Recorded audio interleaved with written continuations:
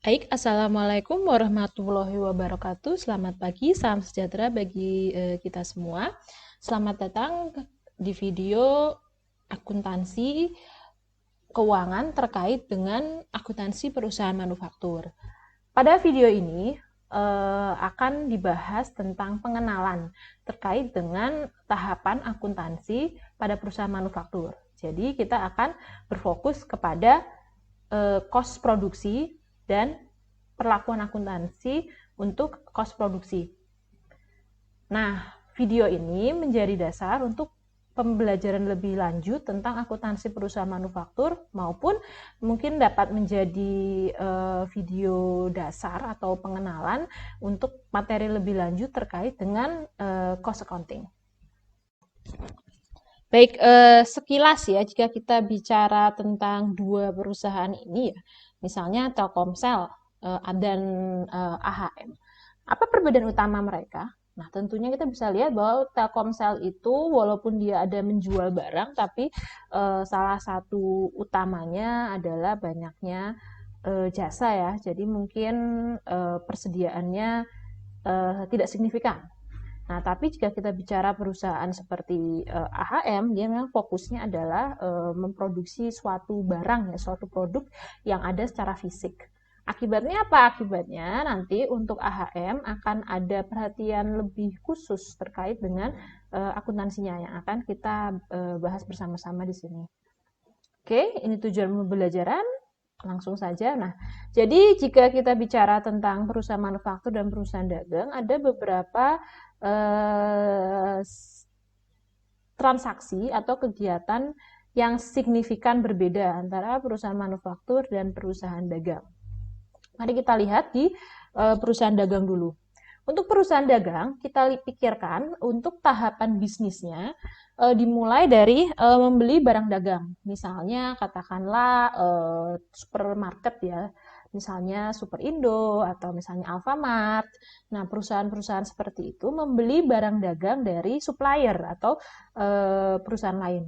Lalu barang tersebut dalam bentuk seperti itu langsung dijual lagi kepada pelanggan. Jadi tidak ada perubahan bentuk barang. Jadi perusahaan dagang itu membeli barang dari supplier, lalu barang tersebut langsung dijual kembali. Jadi tidak ada perubahan bentuk barang. Nah, tapi kalau perusahaan manufaktur, nah kita bisa lihat ya, perusahaan manufaktur itu ada beberapa tahapan kegiatan yang perlu diperhatikan. Pertama, perusahaan manufaktur itu membeli bahan baku ya. Perusahaan manufaktur itu membeli bahan baku. Nah, lalu bahan baku ini dilihat berubah bentuk. Jadi bahan bakunya misalnya perusahaan yang membuat roti ya, bakery misalnya. Bahan bakunya mungkin tepung terigu, telur, dan sejenisnya. Apakah perusahaan itu menjual tepung terigu? Enggak. Yang dia jual itu bakery itu menjualnya roti. Sudah berubah bentuk dari tepung menjadi roti. Sehingga dari membeli bahan baku ada proses produksi yang mengubah bahan baku menjadi barang jadi. Nah, kemudian setelah barang ini masuk proses produksi, nah kemudian kan awalnya mungkin dari tepung terigu mungkin menjadi adonan dulu ya, adonan ditambah telur sama gula, nah itu baru separuh jadi. Nah, baru menjadi produk jadi yang sudah siap jual ketika sudah menjadi roti. Nah, jadi persediaan selesai diproses dan menjadi barang jadi. Nah, baru barang jadi yang sudah berubah bentuk tersebut, roti tersebutlah baru yang kemudian dijual kepada pelanggan. Jadi perusahaan manufaktur, contohnya bakery, waktu beli bahan baku ini ya wujudnya bahan baku. Misalnya tadi contohnya telur, tepung, gula. Kemudian barang yang kemudian dijual ke pelanggan sudah berubah bentuk menjadi contohnya roti. Beda kan roti dengan tepung, gula atau telur tersebut. Ini ya perbedaannya. Nah, karena ada perbedaan ada perbedaan kegiatan bisnis seperti ini di perusahaan manufaktur, nah maka akuntansi, karena harapannya akuntansi itu bisa memotret kondisi bisnis suatu entitas, maka di sini akuntansi harus juga dapat memotret kegiatan bisnis perusahaan manufaktur ini. Jadi harus ada bagaimana ya potret keuangannya ketika perusahaan beli bahan baku, potret keuangan ketika perusahaan itu mulai proses produksi, dan potret keuangan ketika misalnya sudah selesai barangnya dan kemudian ketika dijual itu seperti apa. Nah, itu yang akan kita bahas bersama-sama di video ini ya. Nah, ini jadi kalau kita buat dalam diagram ya, ini tahapan-tahapannya. Jadi di bagian awal ini ada input ya, ada input dari perusahaan manufaktur terkait dengan barang yang akan dijual ya, barang yang akan diproduksi. Inputnya biasanya ada 3, ada bahan baku, ada tenaga kerja, orang yang mengerjakan, dan ada biaya produksi lain-lain. Nah, kemudian masuk proses produksi, nah, kemudian sementara masuk barang dalam proses. Nah, persediaan barang dalam proses ini, barangnya sudah berubah wujud dibandingkan bahan baku, jadi sudah dicampur tenaga kerja, sudah dicampur biaya produksi yang lain, tapi barangnya belum jadi. Contohnya, kembali ke contoh bakery tadi ya, bahan bakunya misalnya tepung, gula, telur. Nah, persediaan barang dalam proses misalnya sudah jadi adonan. Adonan belum jadi, belum bisa dijual ke pelanggan. Jadi masih barang dalam proses, tapi sudah berubah bentuk dibandingkan bahan baku. Sehingga ini menjadi akun yang menjadi item yang terpisah dibandingkan bahan baku. Nah, baru tadi adonan tersebut mungkin dicetak, diproses lebih lanjut, masuk oven, kemudian baru menjadi barang jadi yang siap jual. Baru barang jadi ini kemudian dijual gitu. Nah, ini tahapan bisnisnya ya. Nah, sekarang ini adalah konsep yang paling tidak teman-teman ada perlu mengetahui ya terkait dengan manufaktur, karena ini menjadi pengetahuan dasar yang juga akan terutama berguna untuk akuntansi cost atau cost accounting, dan juga untuk akuntansi manajemen. Nah, jadi ketika kita bicara tentang pengeluaran suatu perusahaan, nah, jadi kalau saya bicara itu cost, itu anggap aja itu pengeluaran ya. Nah, jadi ketika kita bicara tentang pengeluaran perusahaan, semua uang pengeluaran perusahaan untuk kegiatan operasional ya, jadi semua uang yang dibayarkan perusahaan, semua utang perusahaan itu sebenarnya bisa dibagi menjadi 2 jenis pengeluarannya. Pengeluaran yang pertama adalah pengeluaran yang dianggap sebagai periodik. Periodik itu artinya apa? Periodik itu artinya dicatatnya itu langsung sebagai biaya. Mungkin teman-teman ingat ya,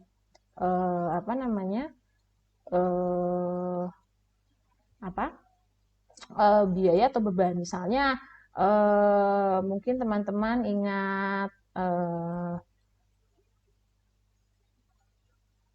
beban listrik, beban biaya listrik, sewa, kemudian biaya listrik, sewa,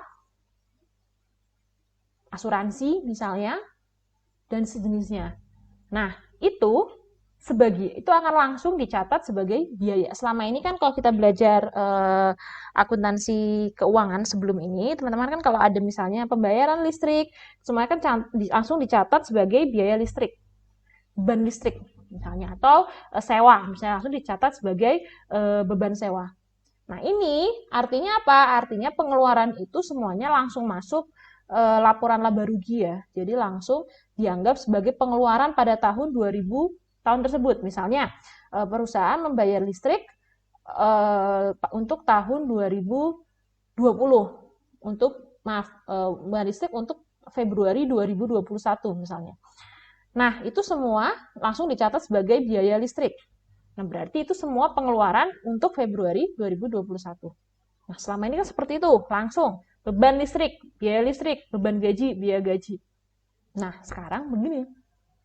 Ketika kita bicara tentang perusahaan manufaktur, ada beberapa pengeluaran-pengeluaran tersebut yang tidak semuanya masuk ke beban atau cost periodik. Nah, jadi ketika kita bicara tentang perusahaan manufaktur, itu ada pengeluaran-pengeluaran yang itu dianggap masuk ke nilai persediaan. Jadi gampangnya, misalnya perusahaan ngeluarin duit 10 juta untuk membayar listrik. Nah, tapi listrik itu ternyata dari 10 juta itu mayoritas listrik itu adalah untuk memproduksi barang, misalnya. Barang yang akan dijual kembali. Nah, artinya apa? Artinya dari 10 juta itu sebagian, misalnya 9 juta deh. 9 juta itu nanti masuk ke nilai barang, nilai produknya. Nah, jadi kita nanti ketika kita bicara tentang perusahaan manufaktur dan segala jenis perusahaan yang ada produksinya, perlu diketahui bahwa dari pengeluaran itu nggak semuanya itu langsung pengeluaran yang kepake saat itu juga, enggak. Tapi pengeluaran itu adalah pengeluaran yang nanti akan masuk ke nilai persediaan. Jadi ditambahkan ke nilai persediaan. Itu namanya adalah cost produksi. Itu konsep awalnya ya. Jadi bayanginnya gini, jadi gini, yang penting perlu teman-teman ketahui saat ini adalah, jadi ketika perusahaan mengeluarkan uang, itu ada pengeluaran yang murni untuk saat ini. Jadi misalnya murni untuk saat ini dan juga langsung dipakai saat ini juga.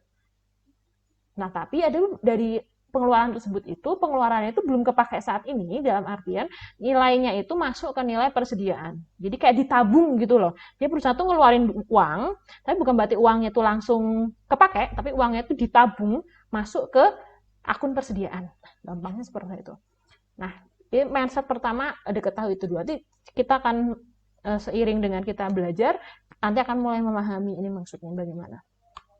Nah, ketika kita bicara tentang cost produksi yang umum ya, ini cost produksi yang umum itu ada 3 ya. Jadi pengeluaran perusahaan yang pasti masuk ke nilai persediaan itu ada 3, yaitu cost bahan baku langsung. Bahan baku langsung itu adalah bahan baku utama yang digunakan untuk kegiatan produksi. Seperti misalnya kalau bakery berarti tepung terigu, terus misalnya telur, seperti itu. Kalau perusahaan mebel, contohnya misalnya kayu dan sejenisnya, cat dan sejenisnya. Nah, cost tenaga kerja. Jadi cost tenaga kerja itu adalah upah dari karyawan yang mengerjakan produk tersebut. Yang ketiga adalah cost overhead pabrik. Nah, cost overhead pabrik ini semua pengeluaran terkait dengan produksi tapi nggak masuk 2 ini, gampangnya gitu. Jadi semua pengeluaran yang ada ya terjadi yang harus dikeluarkan oleh perusahaan supaya bisa memproduksi barang, tapi nggak masuk 2 ini, nanti masuknya ke overhead pabrik. Contohnya, tapi tidak cuma ini ya, contohnya doang ada 3, misalnya listrik dan air pabrik. Tenaga kerja tidak langsung ini apa? Tenaga kerja tidak langsung ini itu adalah terkait dengan yang diperlukan untuk bisa membuat yang diperlukan tapi misalnya tidak langsung ke barang tersebut, misalnya mandor atau supervisor ya yang memastikan bahwa kegiatan produksi berjalan dengan baik begitu.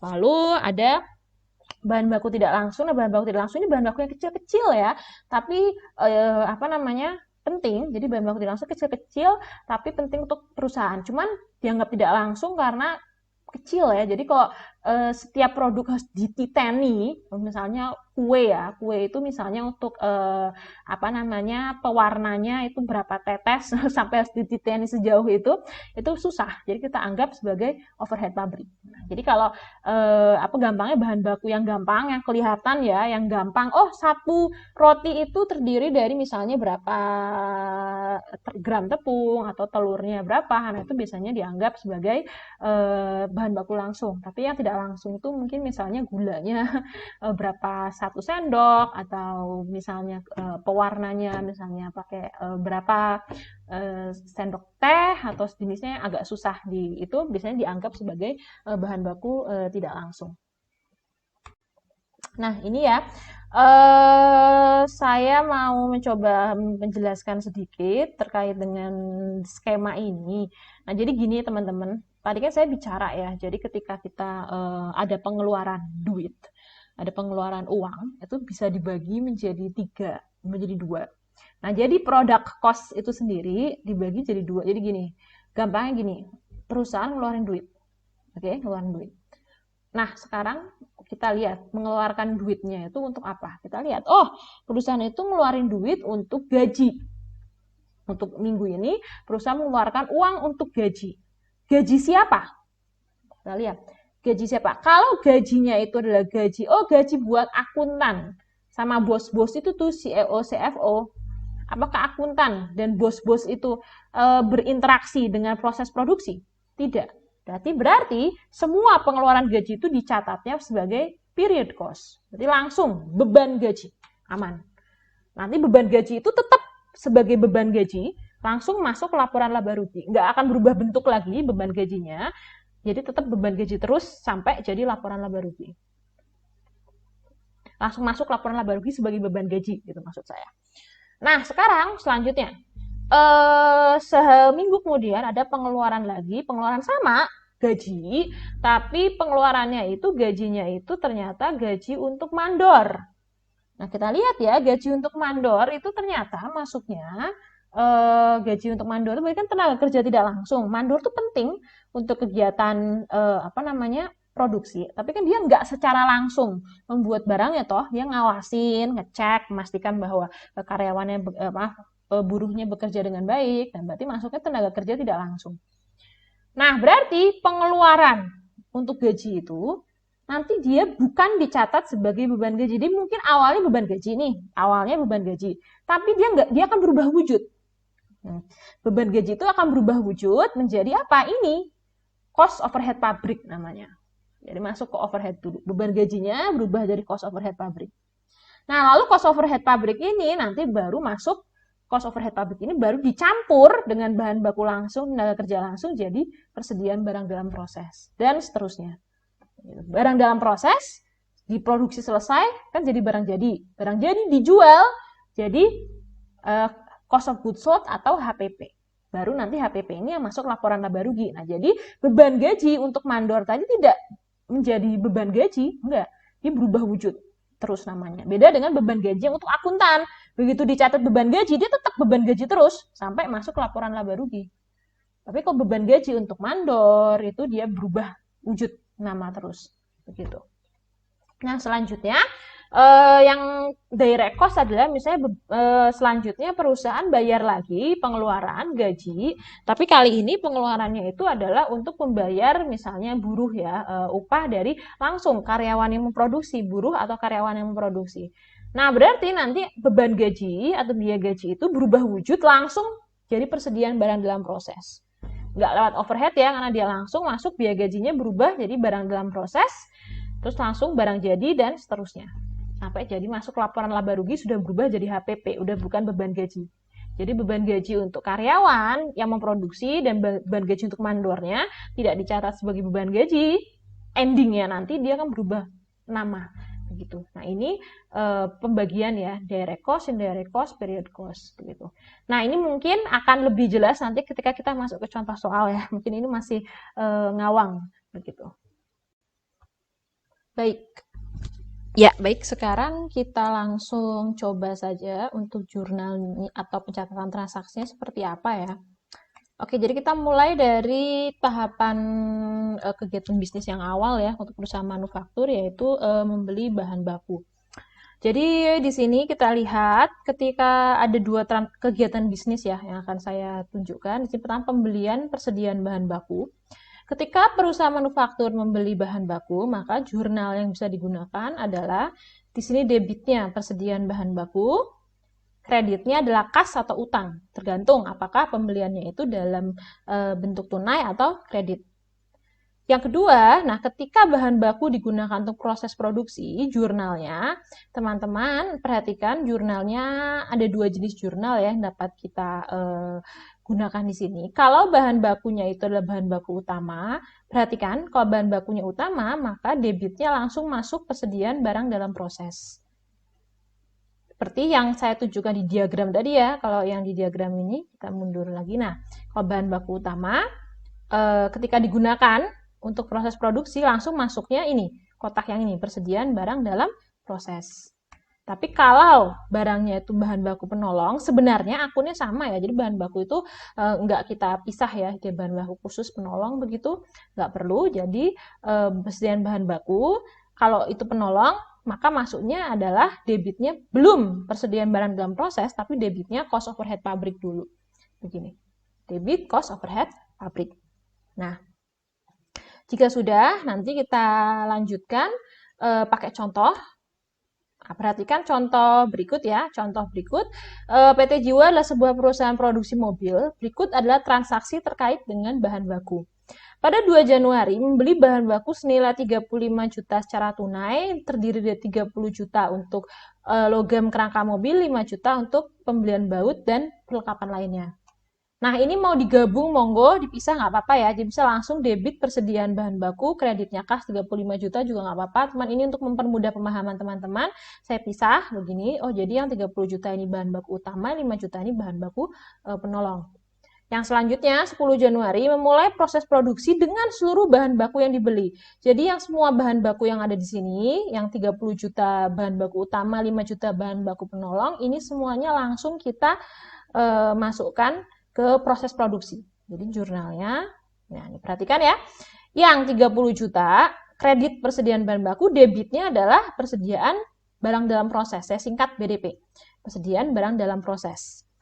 Nah, kalau yang bahan baku penolong, kredit 5 juta, debitnya masuk dulu ke cost overhead pabrik, 5 juta. Nah, seperti ini. Ini terkait dengan pembelian bahan baku dan penggunaan bahan baku untuk mulai proses produksi. Jadi ini misalnya ya kalau mobil kan berarti mungkin pemotongan rangka sudah mulai memotong rangka tapi belum dipasang ya, masih potongan-potongan besi, potongan logam, aluminium begitu. Jadi belum berwujud mobil tapi sudah masuk proses produksi. Nah, tadi bahan baku, sekarang langsung tenaga kerja ya. Untuk tenaga kerja, di sini saya hanya akan memperkenalkan metode bertahap saja ya, yang gampang. Jadi metode bertahap saja, yang flow-nya jelas. Jadi, ketika pertama kali perusahaan mencatat pembayaran gaji, jurnalnya normal. Jadi jurnalnya normal, debitnya beban gaji, kreditnya kas. Biaya gaji atau beban gaji, kreditnya kas.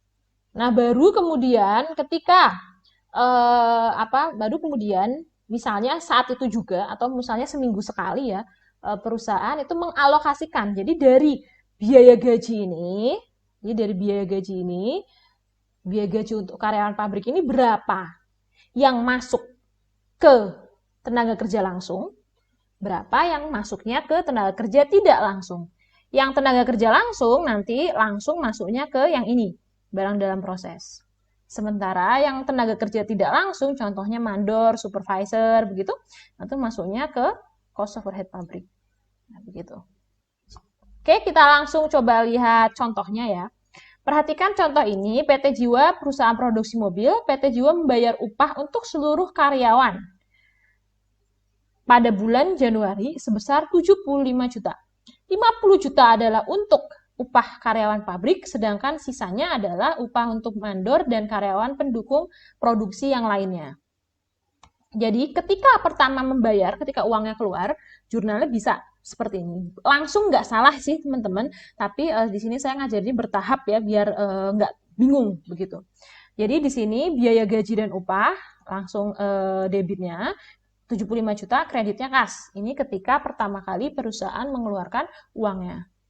Nah, selanjutnya, langsung kita alokasikan dari 75 juta ini berapa yang masuk ke tenaga kerja langsung, yaitu 50 juta. Yang upah untuk karyawan pabrik, maka 50 juta masuk persediaan barang dalam proses. Sementara sisanya 25 juta berarti masuk ke cost overhead pabrik. Karena di sini 25 juta sisanya adalah upah untuk mandor dan karyawan pendukung yang lain. Jadi tenaga kerja tidak langsung.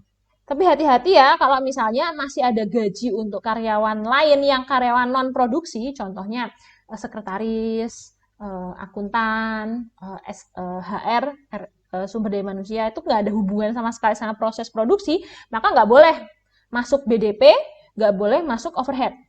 Jadi kalau ada karyawan yang tidak terkait dengan proses produksi sama sekali, tetap biaya gaji aja. Jadi jangan masukkan nilai tersebut ke BDP maupun overhead, tetap biaya gaji aja. Ingat ya, yang tadi, yang di diagram itu tadi, kalau pengeluarannya itu murni tidak untuk proses produksi, maka dia tetap biaya saja, terus tidak berubah akun, seperti itu.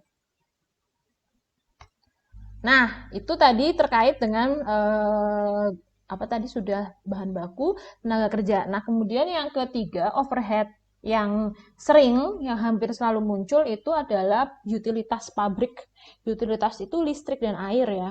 Listrik dan air itu sama seperti gaji. Jadi ketika pertama dicatat, itu biaya debitnya biaya utilitas pabrik, kreditnya kas. Kita pakai bertahap ya, biar nggak pusing. Nah, baru setelah apa namanya, setelah dialokasikan, baru setelah dicatat ini sama perusahaan, langsung dimasukkan cost overhead. Kalau utilitas, listrik dan air itu pasti masuknya overhead, nggak ada yang masuk barang dalam proses. Yang masuk barang dalam proses itu cuma 2 ya, bahan baku dan tenaga kerja langsung. Kalau utilitas tuh masuknya udah pasti overhead. Jadi dia masuknya overhead pabrik. Cuma hati-hati, mungkin ada biaya utilitas yang bukan proses produksi. Nah, nanti ada contohnya ketika kita membahas contoh soal. Nah ya, perhatikan ini jurnalnya ya. Jurnalnya ketika pertama kali perusahaan membayar ya, uang untuk membayar listrik dan air, nah, jurnalnya begini. Mohon maaf ya, ini karena keterbatasan tempat di PowerPoint, jadi ini sejajar. Cuman seharusnya ini 17 jutanya di kanan ya, karena ini kredit. Maka debit, biaya utilitas pabrik, kreditnya kas, 17 juta. Nah, setelah itu, baru nilai ini kita transfer. Nah, kita transfer ke overhead. Jadi biaya utilitasnya kredit ya, hilang, transfer masuk ke overhead pabrik 17 juta. Nah, ini terkait dengan overhead. Nah, selanjutnya, tadi itu Bu, tadi kan overhead-nya itu, maaf, tadi kan ngumpul di overhead. Cuman kalau kita lihat lagi diagram ini, kita kembali lagi ke diagram kotak-kotak tadi teman-teman, yang ini. Nah, kalau kita lihat di sini, dari overhead, kan dia akan lanjut ke barang dalam proses. Nah, jadi setelah sudah ngumpul di overhead semua nih, yang tidak langsung, nah kita masukkan ke barang dalam proses. Nah, barang dalam proses. Nanti jurnalnya, nah ini. Nah, oke, jurnalnya debit persediaan barang dalam proses, kreditnya cost overhead pabrik. Nanti semuanya masuk ke persediaan barang dalam proses. Cost overhead pabriknya nilainya. Nah, seperti ini. Nah, mentransfer semua cost overhead pabrik ke persediaan barang dalam proses. Transfer cost overhead pabriknya jurnalnya seperti ini. Misalnya, Bu dapatnya 47 juta, ini Ibu dapat dari mana? Dapatnya adalah mentotal teman-teman. Jadi semua tadi jurnal-jurnal sebelumnya yang ada cost overhead pabriknya di total, teman-teman dapat 47 juta. Nah, ini 47 jutanya ditransfer semuanya ke barang dalam proses sesuai instruksinya. Di sini instruksinya mentransfer semua cost overhead ya, pabrik ke persediaan barang dalam proses seperti ini. Oke. Nah, selanjutnya ada contoh latihan soal. Tapi sebelum saya membahas contoh latihan soal, jadi itu tadi ya pembahasan sekilas terkait dengan bagaimana memasukkan ke ini ya,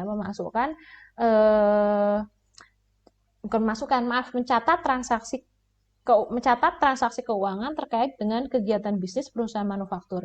Kelihatannya sederhana ya jurnal-jurnal seperti ini. Nah, jadi sekarang fokus teman-teman di sini adalah mengetahui ada bayangan tentang aliran jurnal dan aliran kegiatannya. Nah, sedikit informasi bahwa nanti fokus di cost accounting dan akuntansi manajemen itu banyak berfokus di sini nih, alokasi-alokasi overhead ini. Nanti kelihatannya di sini simple karena langsung saya kasih tahu angkanya berapa yang masuk jurnalnya. Karena di sini fokusnya adalah teman-teman biar ada bayangan dulu kegiatan bisnisnya seperti apa.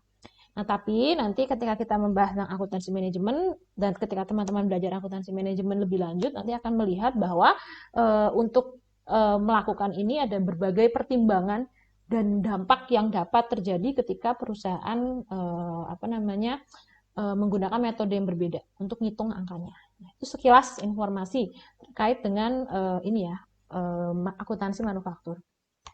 Baik, ini ada latihan soal. Nah, latihan soal ini akan saya bahas di akhir video ini. Begitu. Oke, selanjutnya ya, kita bahas terkait dengan tahapan selanjutnya. Jadi kita tadi sudah sampai persediaan barang dalam proses.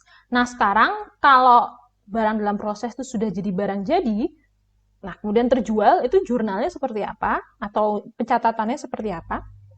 Jadi gampang saja, kalau persediaan barang dalam proses dinyatakan sudah jadi, maka jurnalnya, maka debit persediaan barang jadi, kreditnya persediaan barang dalam proses. Jadi dari barang dalam proses ditransfer masuk ke persediaan barang jadi. Nah, yang dianggap barang jadi itu teman-teman adalah barangnya itu benar-benar sudah siap jual. Jadi sudah di packing, lalu juga sudah masuk mungkin tempat khusus gudang barang jadi, seperti itu. Nah, kalau misalnya barangnya itu sudah berbentuk ya, misalnya katakanlah aqua ya, air mineral dalam kemasan.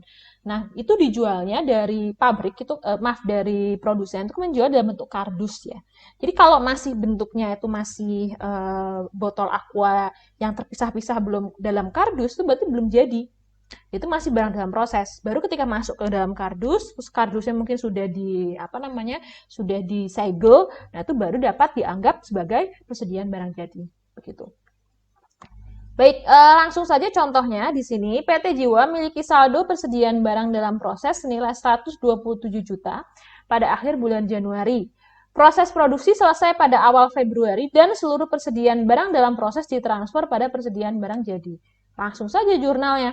Debit persediaan barang jadi, kreditnya persediaan barang dalam proses. Nah, kemudian kalau dijual sekarang barangnya, gimana dong? Persediaan barang jadinya dijual. Nah, sudah sama seperti ketika kita mencatat jurnal untuk perusahaan dagang. Jadi, jurnalnya ada 2, karena kalau perusahaan manufaktur, tentunya dia menggunakan perpetual. Oke gitu. Jadi ya bisa sih periodik, saya nggak kebayang juga ya. Jadi umumnya perusahaan manufaktur sudah menggunakan perpetual ya. Jadi di sini kita bisa lihat ada 2 jurnalnya. Jurnal yang pertama adalah debitnya piutang atau kas, tergantung itu penjualan tunai apa bukan. Lalu kreditnya penjualan. Lalu kemudian jangan lupa HPP-nya, kos barang terjual atau harga pokok penjualan, debit, kreditnya persediaan barang jadi. Perhatikan ya, kreditnya bukan persediaan barang dagang. Kalau perusahaan dagang kan persediaan barang dagang. Ini kreditnya persediaan barang jadi. Nah, jadi contohnya di sini, PT Jiwa menjual seluruh persediaan barang jadi yang diproses pada bulan Januari. Yang tadi nilai produksinya, kan kalau di total tadi itu 127 juta. Nah, seluruh persediaan ini dijual secara tunai seharga 135 juta. Sewaktu menjual secara tunainya ini, debitnya kas, kredit penjualan sebesar 135 juta. Nah, untuk HPP-nya atau cost of goods sold-nya, jadi kalau perusahaan dagang, cost of goods sold-nya itu dari berapa dulu barang itu dibeli dari produsen. Nah, kalau perusahaan manufaktur, maka cost of goods sold-nya ini terdiri dari nilai barang yang diproduksi itu total nilai dari total nilai dari bahan bakunya, total nilai dari tenaga kerja, overhead-nya itu berapa. Kalau di total untuk barang tersebut. Itulah yang masuk ke nilai cost of goods sold. Jadi di contoh ini, karena total nilai produksi untuk produk ini adalah 127 juta, maka debit jurnalnya adalah sebagai berikut dengan nilainya 127 juta. Oke, latihan ya. Latihan ini, baik ada latihan ini sama akan kita bahas di akhir video, sekalian jadi satu dengan latihan sebelumnya. Baik, terakhir untuk materi, dan perhatikan ya, ini perbedaan laporan posisi keuangan antara perusahaan dagang dan perusahaan manufaktur. Kalau perusahaan dagang, perhatikan di sini persediaannya itu hanya 1, barang dagang, sudah. Itu saja. Tapi untuk persediaan perusahaan manufaktur itu terdiri dari 3 jenis persediaan, yaitu barang jadi, barang dalam proses, dan bahan baku. Nah, 3 persediaan ini bisa masuk di laporan posisi keuangan yang utama atau mungkin di tambahan, catatan tambahannya. Tapi intinya yang teman-teman perlu ketahui adalah pokoknya kalau persediaan di perusahaan manufaktur itu ada 3. Yaitu 3-3-nya ini semuanya menjadi 1 persediaan. Sementara kalau perusahaan dagangnya cuma 1 persediaan barang dagang itu saja. Baik, ini untuk ini ya. Baik, ini untuk materinya. Untuk yang selanjutnya kita akan membahas latihan soalnya ya tadi ya. Baik, sekarang langsung saja ya kita masuk ke sebentar. Oke, langsung saja kita di sini. Langsung saja kita sekarang masuk mencoba untuk mengerjakan ya latihan soal yang tadi sudah muncul di PowerPoint, bisa dilihat. Nah, kita coba mengerjakan bersama-sama. Jadi perhatikan di sini, diketahui PT Budi adalah sebuah usaha percetakan buku. Transaksi pada bulan Januari 2017 adalah sebagai berikut. Kita coba lihat bersama-sama. Yang pertama, tanggal 2 Januari membeli bahan baku langsung 85 juta secara tunai. Ini gampang ya, langsung saja kita tulis di sini. Berarti apa? Persediaan bahan baku secara tunai, maka maaf, di sini kas kredit sebesar itu 85 juta. Sebentar ya, biar gampang. Oke, 65 juta. Selanjutnya, 10 Januari membeli bahan pelengkap senilai 30 juta secara tunai. Nah, sama. Nah, ini persediaan bahan baku juga. Bahan baku. Kalau mau ditambah pelengkap monggo. Kalau enggak juga tidak masalah karena masih dianggap sebagai persediaan bahan baku gitu. Nah, biar gampang. Oke. Ini secara tunai juga sebesar 30 juta. Oke, selanjutnya 11 Januari memulai proses produksi untuk bahan baku langsung senilai 40 juta dan bahan pelengkap senilai 10 juta. Ini seperti ini ya. Nah, ini kita lihat seperti ini. Bisa 40 juta bahan baku langsung, 10 juta bahan baku pelengkap. Jadi kalau kita lihat yang masuk persediaan barang dalam proses, maaf ya saya singkat, harusnya barang dalam proses, itu sebanyak langsung 40 juta, berarti 40 juta. Selanjutnya yang masuk cost overhead pabrik adalah ini 10 juta. Pabrik ini 10 juta. Nah, di sini kreditnya persediaan bahan baku. Sebesar berarti 50 juta. Nah, Bu, ini mau saya pecah bahan baku sama bahan baku pelengkap, monggo, nggak masalah.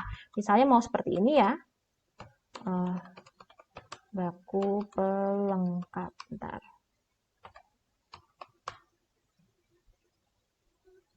Ini saya singkat begini. Bentar. Biar cukup space-nya sebentar ya. Oke. Dan baku pelengkap di sini berarti di sini bisa 40 juta, yang ini 10 juta. Nah, ini juga boleh ya, nggak masalah. Atau mau jadi satu persediaan bahan bakunya juga nggak masalah. Baik. Selanjutnya 14 Januari membeli bahan baku senilai 50 juta secara utang, 35 juta untuk bahan baku utama, sisanya bahan baku pelengkap. Nah, beli bahan baku 50 juta, bahan utama sisanya bahan baku pelengkap, berarti sama ya seperti tadi persediaan bahan baku sama, saya copy aja ya. Baku pelengkap, misalnya utang, berarti utang usaha ini adalah 35 juta bahan baku utama, 50 juta kan ini totalnya ya. Sehingga bahan baku pelengkap berarti sisanya 50 juta dikurangi 35 juta sini.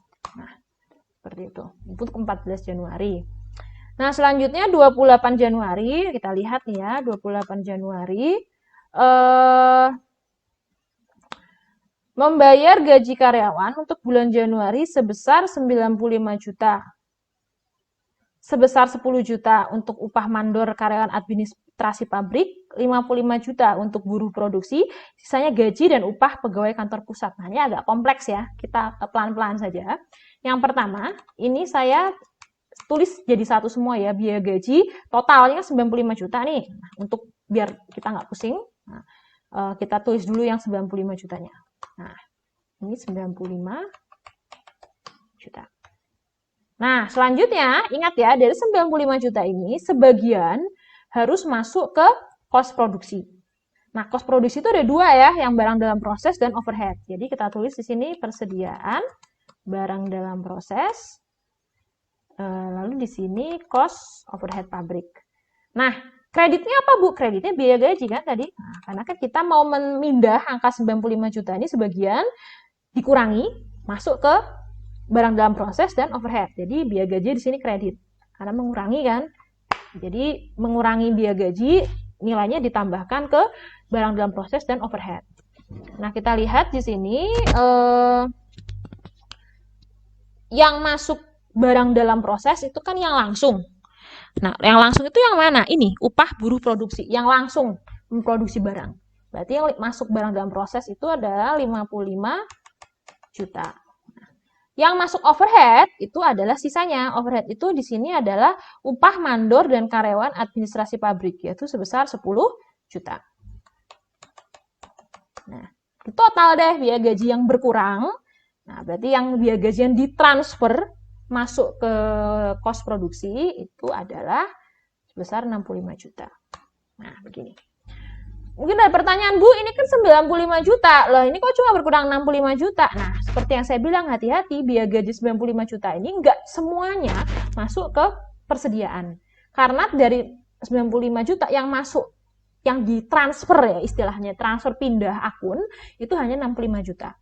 Yang sisanya 30 juta itu tetap di biaya gaji. Kenapa? Karena itu adalah gaji dan upah untuk pegawai kantor pusat. Maksudnya kantor pusat di sini adalah pegawai perusahaan yang tidak berkaitan sama sekali dengan kegiatan produksi. Jadi misalnya tadi saya bilang misalnya akuntan atau human resource, departemen human resource, atau misalnya marketing, atau misalnya bos, CEO, CFO, seperti itu.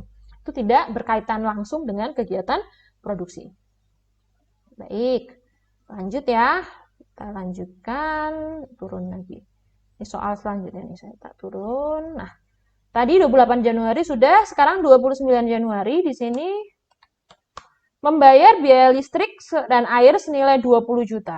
Nah, kita sebanyak 16 juta untuk pabrik, berarti untuk kegiatan produksi. Sisanya untuk kantor pusat, berarti pembayaran yang nggak ada kaitannya dengan kegiatan produksi. Nah, ketika pertama kali bayar, listrik dan air berarti utilitas ya. Utilitas. Ini ketika pertama kali bayar, yaitu 20 juta. Nah, seperti ini. Nah, kemudian kita pindahkan, kita alokasikan langsung ya, masuk ke sisanya untuk kantor pusat. Nah, sedangkan sisanya untuk kantor pusat berarti dari 20 juta ini, 16 juta masuk ke produksi. Nah, kalau biaya utilitas masuknya apa? Nah, ingat ya, kalau utilitas cuma satu, yaitu overhead pabrik saja. Jadi nggak ada yang barang dalam proses ya, utilitas. Sebesar berapa? 16 juta di sini. Nah, seperti ini. Gitu. Nah, selanjutnya 30 Januari terakhir membayar asuransi pabrik dan alat produksi senilai 2 juta untuk Januari. Nah, ini asuransi pabrik dan alat produksinya ini langsung asuransi terkait dengan alat produksi ya. Jadi bisa kita tulis seperti ini, asuransi kas sebesar 2 juta. Nah, ini asuransinya terkaitan dengan alat produksi. Jadi, kita bisa memasukkan itu ke nilai persediaan juga. Karena asuransi itu wajib misalnya. Jadi, alat produksi untuk PT Budi ini wajib berdasarkan aturan yang berlaku harus ada asuransi. Maka, ini masuk ke nilai persediaan sebagai overhead. Jadi, di sini ini cost overhead pabrik, kreditnya biaya asuransi. Pokoknya biaya-biaya nggak termasuk tenaga kerja langsung, yang tidak termasuk bahan baku langsung, itu masuk overhead. Di sini berarti 2 juta. Nah, seperti ini. Oke. Nah, seperti itu. Oke. Nah, ini terkait dengan ini ya, yang pertama. Jadi dari pembelian bahan baku sampai memulai proses produksi. Oke. Nah, tadi sudah, nah sekarang kita lanjut ya, kita lanjutkan ke latihan soal yang kedua ya, jadi menyelesaikan proses produksi, perhatikan.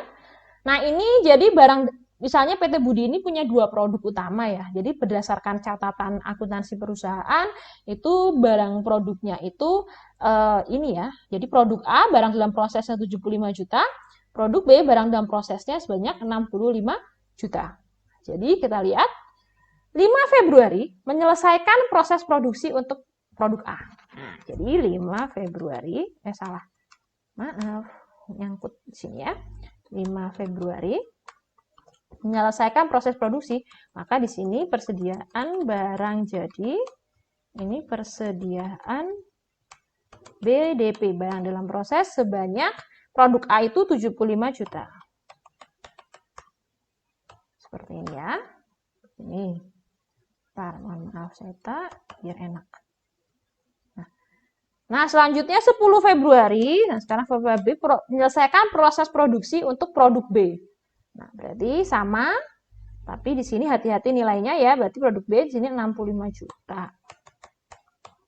Nah, seperti ini. Perhatikan jurnalnya, debitnya persediaan barang jadi, kreditnya persediaan BDP. Nah, nilainya saja ya teman-teman harus perhatikan soalnya itu mintanya apa. 12 Februari, kita lihat. 12 Februari menjual seluruh produk A senilai 87 juta secara kredit. Berarti kita buat dulu jurnal penjualannya. Piutang usaha, penjualan, kredit penjualan sebesar 87 juta. Nah, seperti ini. Selanjutnya hati-hati, selanjutnya adalah jurnal HPP-nya. Cost of goods sold atau HPP, sama saja ya, saya akan sering-sering menggunakan dua akun ini, jadi tolong dibiasakan. Cost of goods sold atau HPP, kreditnya adalah persediaan barang jadi. Sebanyak berapa Bu? Ini kan produk A. Maka barang jadi produk A berapa? Yang ini kan 75 juta. Nah, berarti di sini yang 75 juta yang terjual. Nah, begitu. Nah, sekarang kita lihat kalau yang selanjutnya 16 Februari itu di sini menjualnya sama. Saya copy paste nama akunnya, mohon maaf. Oke, kita perhatikan angkanya ya. Angkanya di sini 78 juta. Ini 78 juta. Nah, tapi HPP-nya perhatikan untuk produk B itu kan dia HPP-nya adalah 65 juta.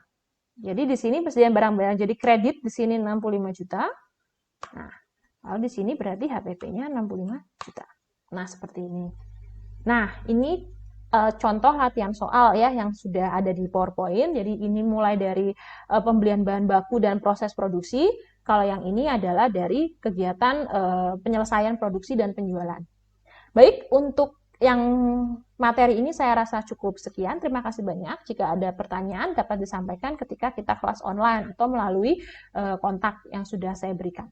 Terima kasih. Akhir kata, wassalamualaikum warahmatullahi wabarakatuh. Selamat pagi.